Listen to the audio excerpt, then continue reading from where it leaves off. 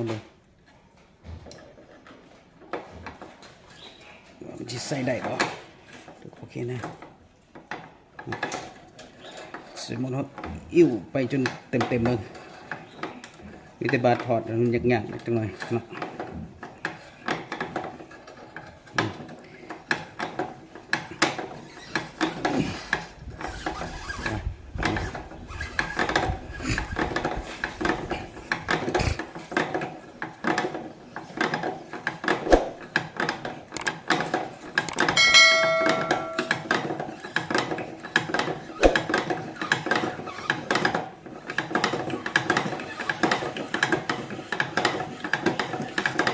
ว้าที่ผ่านแล้ว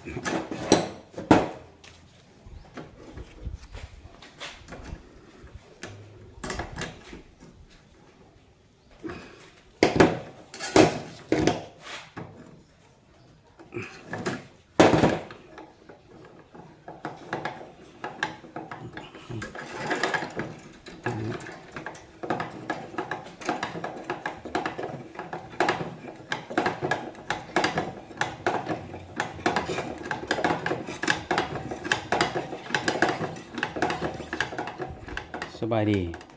มื้อนี้เราจะมาเห็ดหุงหรือว่าเห็ดเครื่องตัดเห็ดลูกตีนแหเนาะอาจจะเป็นเครื่องปั่นหรือว่าเครื่องขดเหล็กเพื่อเห็ดลูกแหหรือตีนแหกันเนาะโดยที่ใส่เหล็กเศษเหล็กอันนี้เหล็กข้ออ้อยนี่จะเป็นเหล็ก12เต็มแล้วก็เหล็กสากของเศษพวกนี้เอาเบิ่งกันว่าเขาจะเป็นเครื่องอยู่เครื่องปั้นเพื่อขดเหล็กเห็ดตีนแหจังไดเนาะเหล็กตีนแหของเรานี่จะเป็นอย่างเงี้ยสเม็ดตีนแหขดตีนแหกันอันนี้เป็นเหล็กห้องว่าเหล็ก6น้อยกับประมาณ4มิลเหล็กอันนี้ก็ประมาณ4มิลดู3มิลครับประมาณ4เนี่ยประมาณ3มิลน้อยๆเนาะไม่เห็ดตีนแหห่างโอเคเอามาเทน้ำกันว่าเขาเส้นอะไรเห็ดเครื่องเพื่อปั้นอิ่วให้มันเป็นวงกลมเนาะจากนั้นเราก็จึงค่อยมาตัดเนาะโอเคมาเบิ่งกันเลย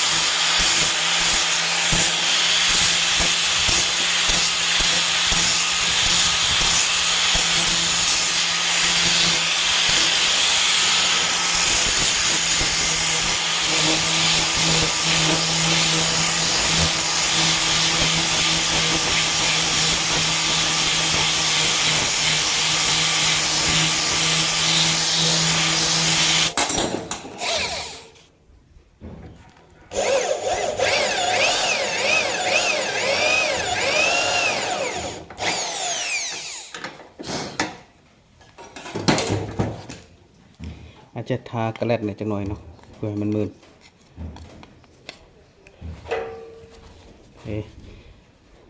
เราต้องทากระแลดหน่อยจังหน่อยเพื่อมันทอดง่ายเนาะดีที่สุดนี่ควรจะให้เป็นเล็กกลมเนาะมันจะกลมดีแต่นี่เราใส่เล็กคออ้อยมาเห็ดนี่มันเป็นเหลี่ยมเนาะมันเป็นเหลี่ยมสั้นเวลาถอดมันจะยากเนาะอันนี้แมนยูว่าเขาเจียมันให้มันกลมแต่ว่ามันก็บริกลม100%เนาะ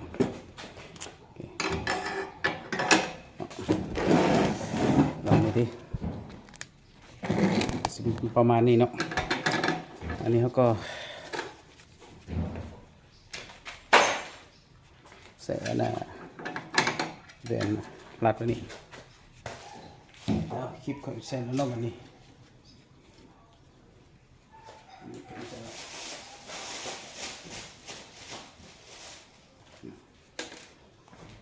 ลององทาเขาเห็ดสุดนี่มันสิทอดได้ปะ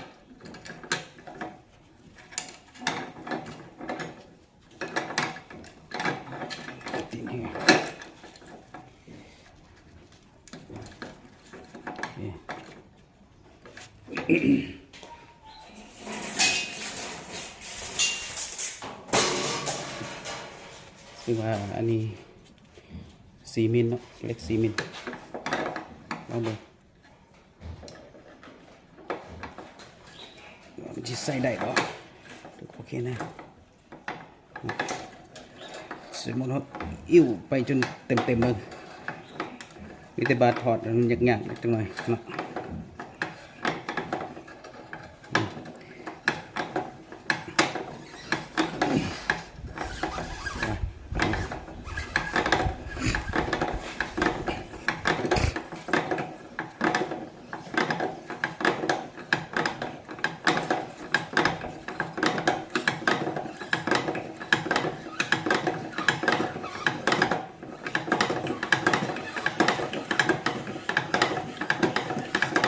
ว้าที่ผ่านแล้ว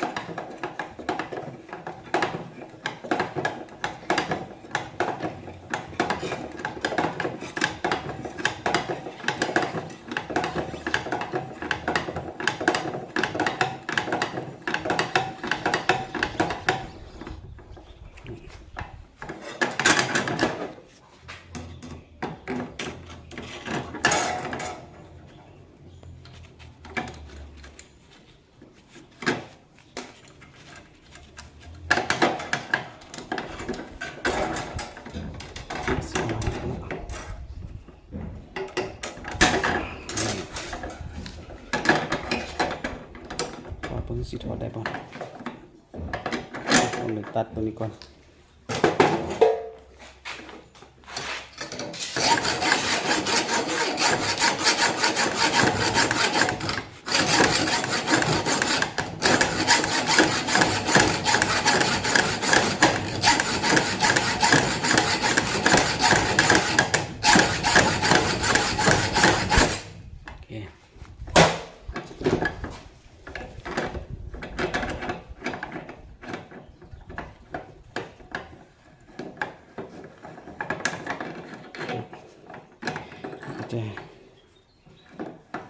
ส่ง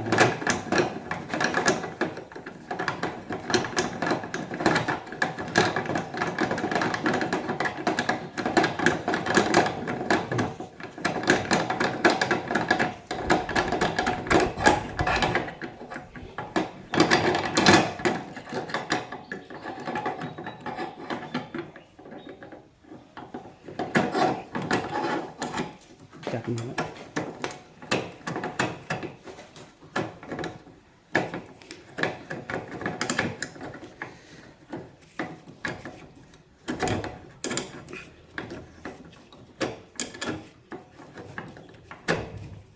เห็นว่าเหล็กของเขามันบนเหล็กกลม100%เนาะ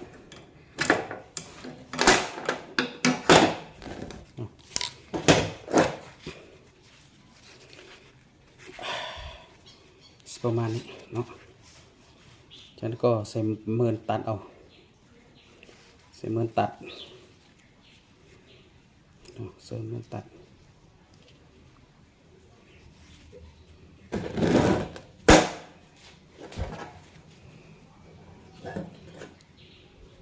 แต่มันก็บ่อยากกลมดีปานใดเพราะว่าเหล็กของเฮานี่มันบ่กลมดีเนาะดีแท้มันเป็นเหล็กกลมเลยยังเป็นเหลี่ยมหน่อยหนึ่งเนาะอันนี้ต้องเป็นเหล็กกลมแท้ๆมันจึงจะกลมสั้นลูกแหหรือว่าตีนแหอันนี้มันจะยังเป็นเหลี่ยมหน่อยหนึ่งเนาะ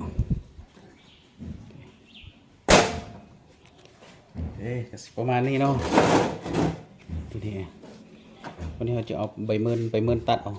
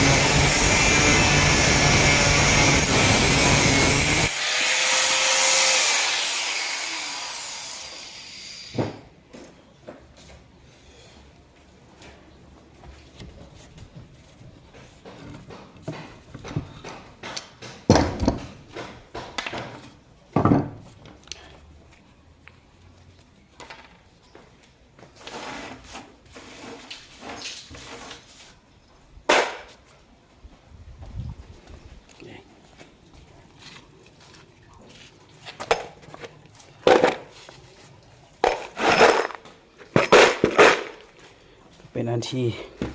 เรียบร้อยตอนนี้ไม่แต่ไปคัดหรือว่าถูแควอัน ถูแควมาหน่อยหนึ่งแล้วก็เกาะต่อกันเนาะ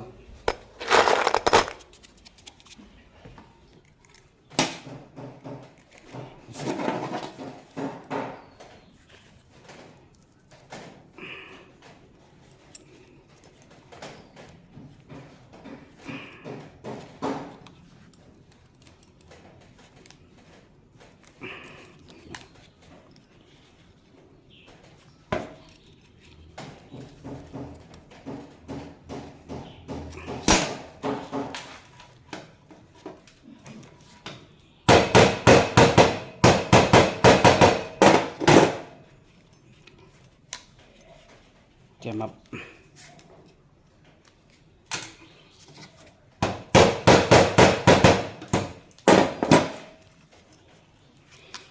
กันบูแจมนี่มันเข้ากับได้เนาะ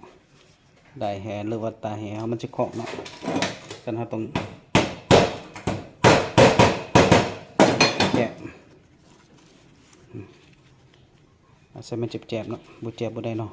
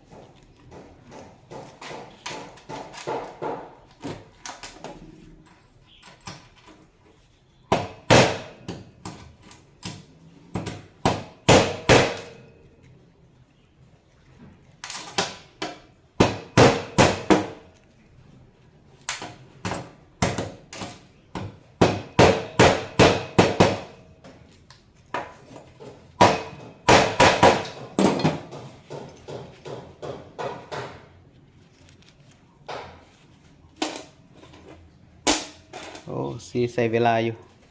จบแล้วเนาะ